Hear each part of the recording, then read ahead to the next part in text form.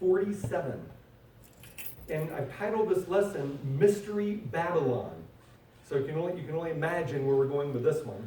But this is called Mystery Babylon. We're in Isaiah chapter 47. A lot of secrets, a lot of hidden things, a lot of jumping back and forth between the book of Revelation and Isaiah and Daniel and only God knows where else. We're going to find the answers to these mysteries and fill in some blanks and let us know exactly what's going on in this mysterious and gorgeously creepy chapter. Okay? So Isaiah chapter 47, Mystery Babylon. I have a little 3-point outline. Whenever I read this chapter, this is kind of how I see it. First, we're going to talk about the origin of Babylon. Then we're going to be talking about the fall of Babylon. And finally, the prophecy of Babylon. So, I'd like to start with the black screen as is our custom. And Jeremiah 51:6 has a verse that we also see in the book of Revelation. We also see elsewhere in the Bible, but I just love this Jeremiah rendering of it. Jeremiah 51:6. Come out of Babylon, run for your lives. Now, we already have a problem because if you don't understand what Babylon is, how are you going to run for your lives? How are you going to come out of Babylon if you don't know what it is? This message is even more relevant for us today than it was that many thousands of years ago whenever it happened, whenever it was penned in the times of Jeremiah, some 600 years before the coming of Christ. So 2,600 years ago by our reckoning. Come out of Babylon. What is Babylon? Babylon, it is an actual place. But most people say, well, Babylon is barely unearthed. They're doing archaeological digs there right now. And I know they found, Nebuchadnezzar's old palace. And I know that all these things are in archaeology. But how does that have anything to do with us? Because Babylon stands for, it is the symbol for all false religion. If there is a false religion on this earth, it has its roots in Babel, which became known as Babylon. Okay? Where is the Tower of Babel? It is in the plains of Shinar in the country of Iraq. But what became the spirit of Babylon? The spirit of Babylon is all false religion. I don't care if it's Islam, Buddhism, Taoism, Hinduism, anything that's a false religion, anything that contains false gods, idols, and false worship, that is Babylon. The funniest thing is that Satan created Babylon. He's the one who introduced false religion into this world. And whenever he comes as the person of the Antichrist, it will be Satan himself who destroys Babylon. And now you might be asking the question, why would he do that? Because when he comes to proclaim himself as God on this earth, he won't want the competition. He loves the competition for Jesus Christ. He loves to deceive people and send them away from Yahshua. But whenever Satan comes down here for the last 3.5 years of the tribulation, he will be expelled from heaven in Revelation chapter 12. And then what do we hear? We hear, praise be to God, O you heavens, because the accuser of our brethren has been cast out. But woe to you, earth, for Satan has been thrown down to you, and his wrath is great, for he knows his time is short. So whenever Satan comes down, apparently does a resurrection to the dead Antichrist, he will then kill the 2 witnesses who built the temple during the tribulation period, where Satan will then enter and proclaim himself God.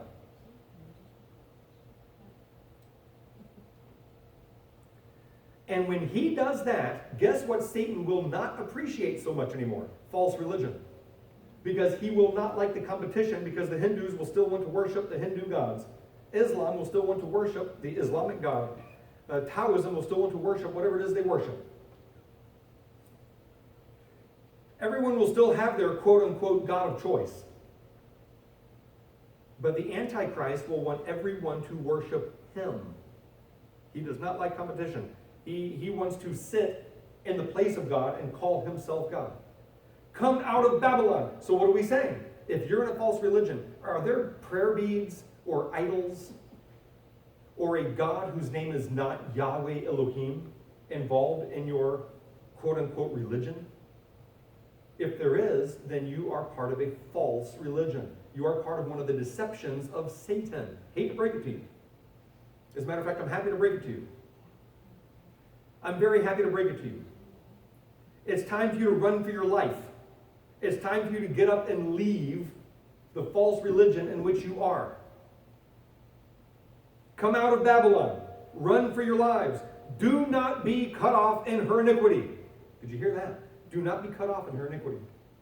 For this is the time of Yahweh's vengeance. He shall pay her back for all she has done. I know that there are many people who think that Babylon refers to Catholicism. You hear that everywhere you go. There are books written on how Babylon and the great whore are Catholicism. Catholicism is small fries. That is just one little tiny drop in the bucket, you guys.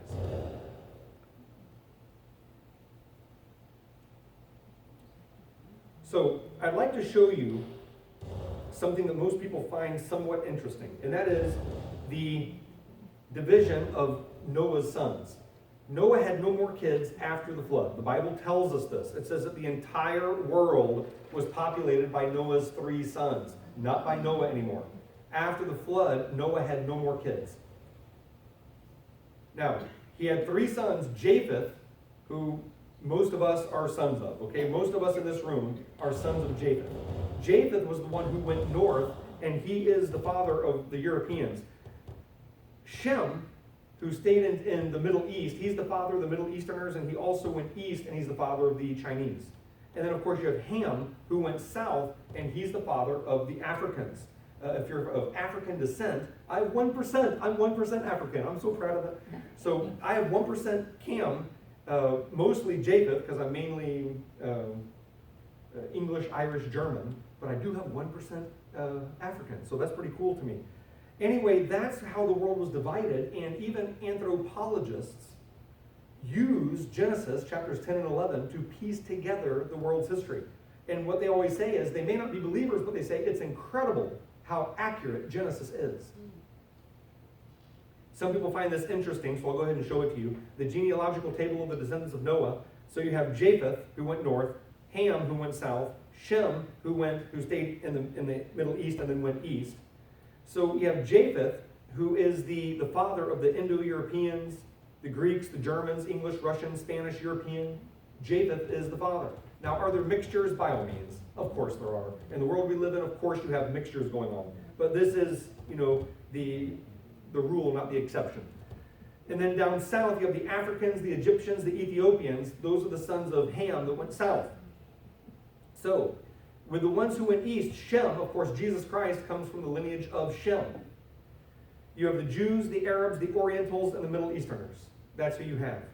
Now, there's one in particular that I would really, really love to talk about.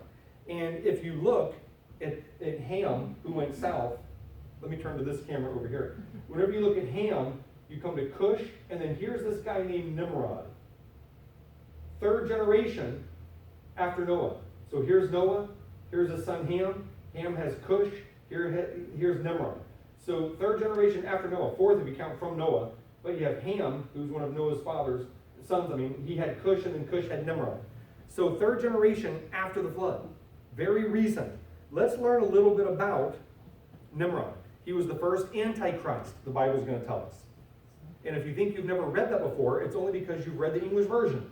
So let's take a look at what the Bible says. The sons of Noah, who had been on the ark, were Shem, Ham, and Japheth. Ham is the father of Canaan. These 3 sons of Noah, repopulated all the earth. So did Noah have any more children? No. Because otherwise the world would have been repopulated by Shem, Ham, Japheth, and Noah. But the world was repopulated after the flood by Shem, Ham, and Japheth. Can you take a pause? Just cut us off. Just tell me when. Yep. I thought that might be just easy, even though I'm recorded, but.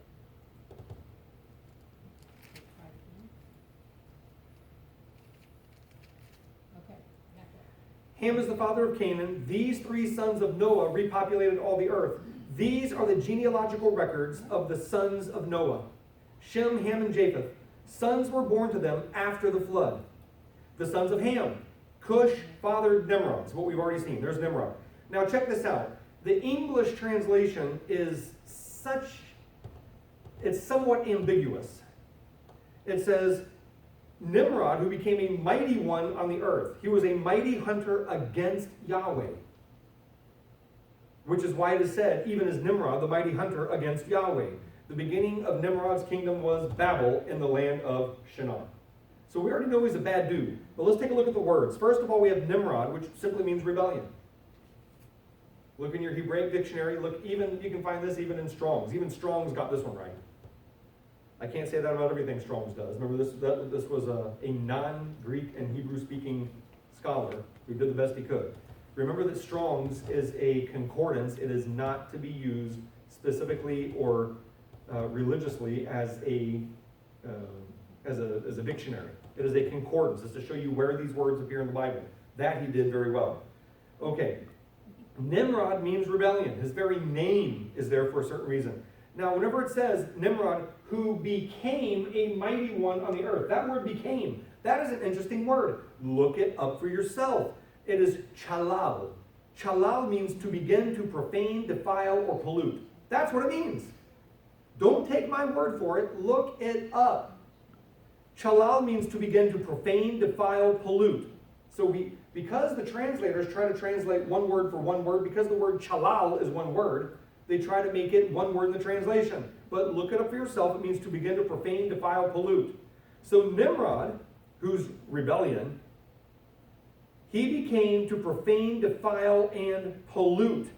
And the word we have for mighty one is one word, gibor. Is a tyrant or a chief. Look it up for yourselves. Look it up. So here we have Nimrod, who's the rebellious one, who began to profane, defile, and pollute. He was the first tyrant on earth. He's the first chief. He's the first, what we would call, Antichrist on the earth. He is against Yahweh. Now, the word we have against, it's panim. That's how we're going to pronounce the word panim. Panim is in the face of, against, or as an affront to. Take a pause. You're on this Hispanic page. I don't know what it's doing. Sorry. Just figured it's easier to pause you.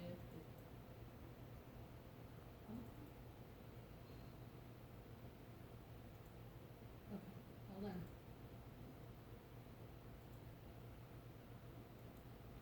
It just defaults back to your to the Hispanic page. Still defaults back to it.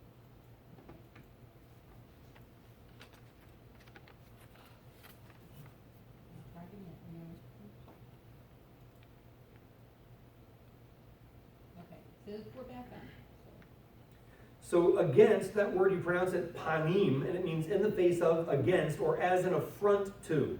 So imagine using the definitions of these words, how to piece this back together.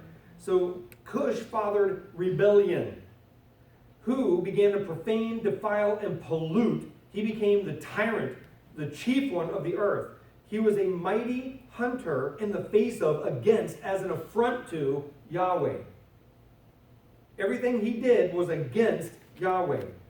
Now you have Babel, the pronunciation is Babel, and Babel means confusion. That's where the languages were confused to prevent them from following Nimrod, even though they took a lot of Nimrod with them. And that's the whole point. Though Nimrod was stopped in his tracks, the entire world took with them a little piece of Nimrod. All false religion in this world can trace its roots back to Nimrod. Okay, and Shinar, in the land of Shinar, that means the country of two rivers, just in case you want to look it up. Shinar means the country of two rivers. Isn't it funny how there were two paths in those days? One will take you to destruction, one will take you to life. Yahweh is the truth. Nimrod and Satan, they are the lie. They are the deceit. Okay, so here's a map if you want to see it. Here's the country of Iraq, Mesopotamia in the olden days. Here's the valley of Shinar, which is between the Tigris and the Euphrates River. Here you have Babylon, right here. That's where it originally was, between the two rivers in the valley of Shinar. Now, what was he building? Because they found it. You can look it up online. You don't need me to show you pictures of it. You can look it up for yourself. You can find pictures of the ziggurat that he was building.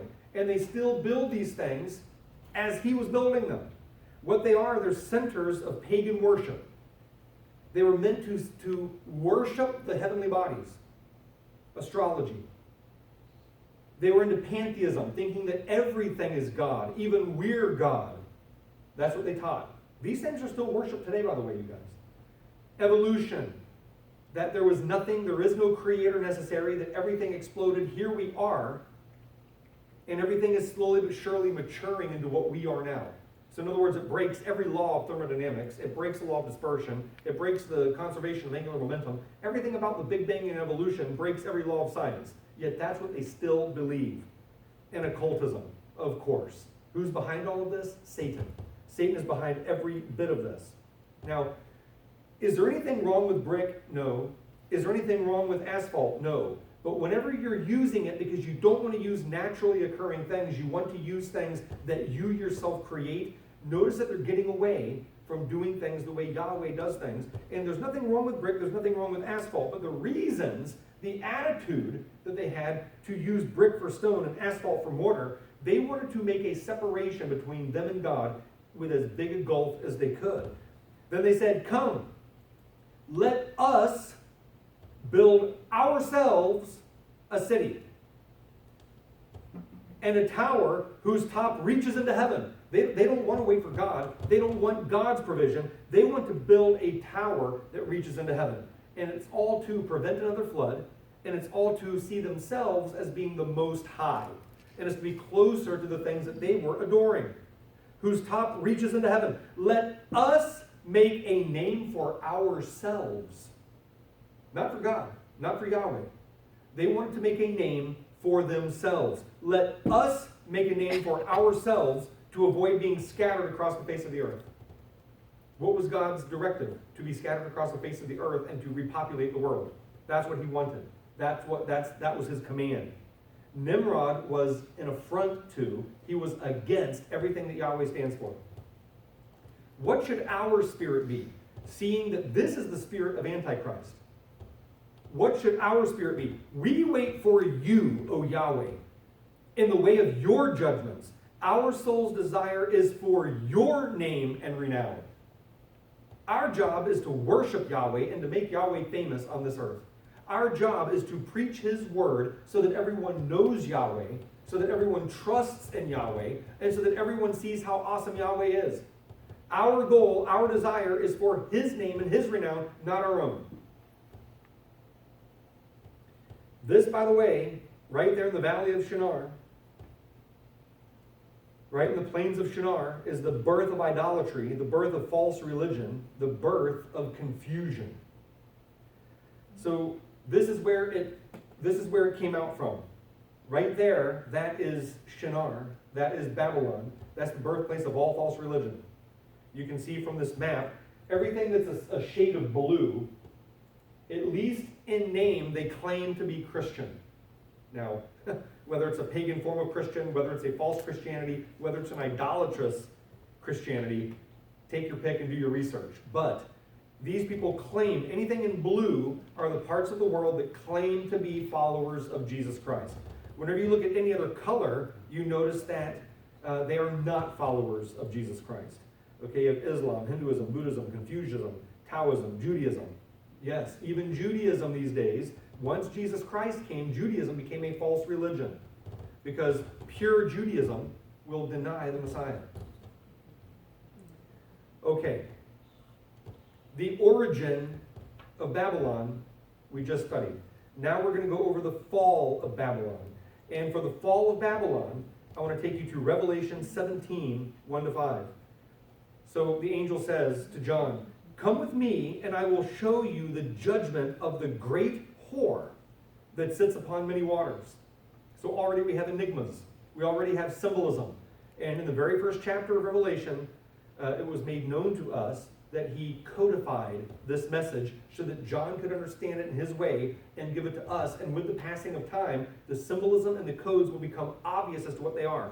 And all throughout the book of Revelation, though we're given symbols, though we're given signs, though we're given codes, more times than not, the Bible itself will identify what we're talking about. The Bible will interpret itself. Okay? Come with me and I will show you the judgment of the great whore that sits upon many waters. Well, again, whenever we talk about the great whore, are we talking about a single woman who's on the side of the street selling her body for sex? We're not talking about a literal whore. We're talking about something much worse. We're talking about a system that, like a whore, sells falsehood, sells deceit, sells hell and destruction. It is the system of false religion. Who is the great whore? False religion in all of its iterations. You name it, in all the iterations of false religion, that is the great whore that sits upon many waters. Now, do we mean that it's literally a woman sitting in puddles of water? Because a woman can't sit in too many bodies of water at one time, right? No, again, the many waters, the land always represents Israel. The water always represents the Gentiles. Okay? So, the waters represent the Gentiles, the land represents the land, this great whore represents false religion. The kings of the earth have committed fornication with the great whore. Are we talking about carnal sex? No. We're talking about practicing false religion. What is fornication? What is spiritual adultery? It's when you worship someone other than your creator, Yahweh Elohim. That is spiritual adultery. When you go after Buddhism, Taoism, Islam, Confucianism, anything else that is not Yahweh Elohim, Father, Son, Holy Spirit, you are committing you're committing spiritual adultery, you're committing fornication. So the kings of the earth, whenever it says the kings of the earth, we're talking about all the kings of the earth. All the kings of the earth commit fornication with the great whore. How is this possible? If it's singular, the great whore, and yet we're just talking about one religion, there is not one single religion that is infiltrated and dominates every single country. Now you might say, well, Christianity is almost there. Yeah, but we're not a false religion. We're the only true God. We're Yahweh Elohim. Okay? That's who we worship. We worship Yahweh Elohim. So what we're talking about is also, again, don't think Catholicism, even though people have put it in your head that the great whore stands for Catholicism. No, it does not. That may be a small part of the puzzle, but we're talking about all false religion. Anything that is not the Bible, Yahweh Elohim, Father, Son, Holy Spirit, it is the great whore. It is false religion. It is not the Bible. It is not Yahweh. So, and the inhabitants of the earth have become drunk with the wine of her fornication. People love their religion, don't they? People will kill for their religion. People will fight for their religion. People come together in their religion.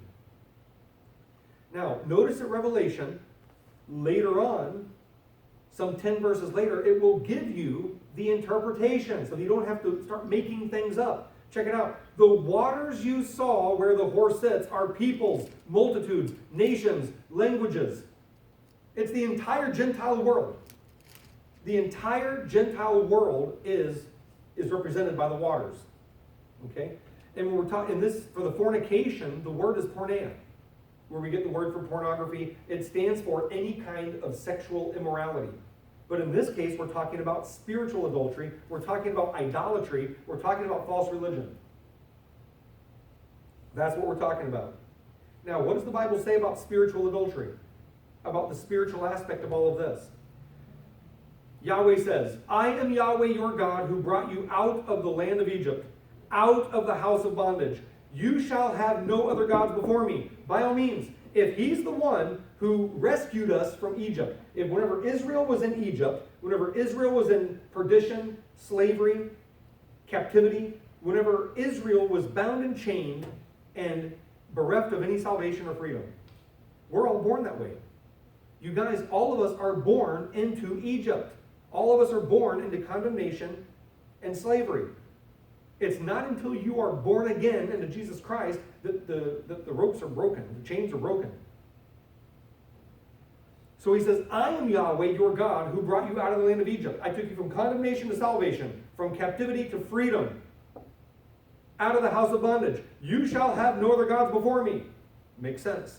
If he's the one who saves us, if he's the one who created us, if he's the one who saved us, then yes, we should have no other gods before him. You shall not make for yourself any sculpted image. No objects of adoration. If it is an object of adoration, it has no place in Christianity. No prayer beads, no statues of Mary, no statues of saints, none of that. You shall not make for yourself any sculpted image. No objects of worship. Well, I don't worship, I just venerate it. Oh, really? Do you bow down to it? Well, yes. Look what it says. You shall not make for yourself any sculpted image or likeness of anything that is heaven above, or on the earth below, in the waters of the earth. You shall not bow down to them or serve them. Do you bow down to your Mary? Oh. Do you bow down to your saints? Oh. You're praying to Mary in intercession whenever you do the rosary. As if she's the intercessor, as if she's God. And she's not. She did not come on the scene until 4,000 years after the creation.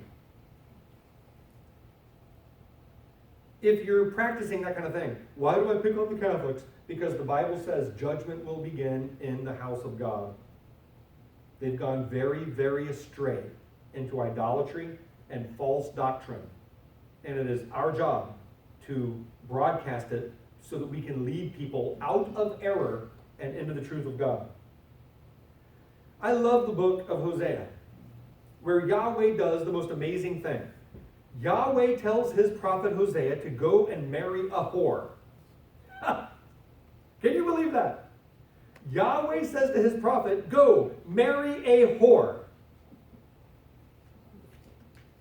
Why would Yahweh do this? You get into the book and you realize the reason, because Gomer, his harlot wife, his prostitute wife, represents Israel. Hosea will represent Yahweh in this little illustration he's doing. This really happened just like this, and Hosea married her. Everything happened just like the book says. But Yahweh was orchestrating an illustration so that they would understand the position that he was in. Hosea represents Yahweh. Gomer, his whore wife, represents Israel. Israel was committing spiritual adultery, idolatry, false religion with all the nations around her. And so Hosea had to marry this woman because she's having sex with, she's a prostitute. She's a prostitute. And he literally tells her, Yahweh tells Hosea, and whenever you have children, guess what? They're not going to be yours. Ah! Whenever Israel gave birth to children in their horrid practices, would those children be Yahweh's if they're brought up in pagan, idolatrous households? No. Go, marry a whore and have children of whoredom. For the land commits great whoredom in departing from Yahweh. Now we get it. Let's see what else Jeremiah tells us about the subject. You love to bow down like a whore to worthless idols. After having played the whore with so many lovers, you want to come back to me? Look at all the high places, they're places of worship, and tell me, is there any place in which you have not played the whore? They have forsaken the covenant of Yahweh their God. They began worshiping and serving false gods. Now you get it. Idol worship, idols, false religions, false gods, it's spiritual adultery. We belong to Yahweh, and anytime you stray from Yahweh, you are committing spiritual adultery. Men, the couple of men that are here and the men watching from Facebook, are you anxious for your wife to go cheat on you? Are you anxious for that? Does that sound good? Does that sound fun? Well, then do not do that to Yahweh. Be faithful to Yahweh. Women, are you waiting for your husband to cheat on you? Is that your dream come true? Would that just make your year? Would that just make your life to have your husband cheat on you? Wouldn't that just be wonderful? When you cheat, you are committing adultery. When you go after idols and false gods and false religions, that is what you are doing to Yahweh. Woe to the man, woe to the woman who cheats on Yahweh, who commits adultery against Yahweh. So back to Revelation 17. And he carried me away in the spirit to the desert. This is a dead place. The desert, it's where there is no life. It's dead. There's nothing there that can save you.